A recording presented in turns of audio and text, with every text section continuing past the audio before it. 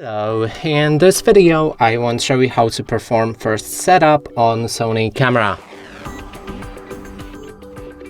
To do this, first we'll need to pick a language, and right here you have multiple options. Let's scroll through all of them. Then next step is to set up a date and a time, and we can click on enter, then select our time zone.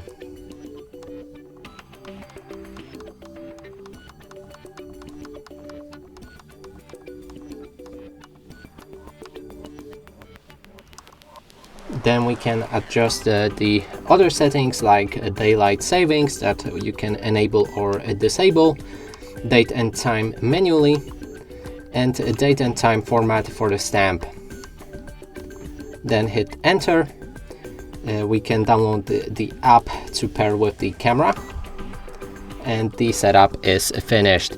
And that's it for this video. Hope you like it. Please consider subscribing to our channel, leave a like and a comment below.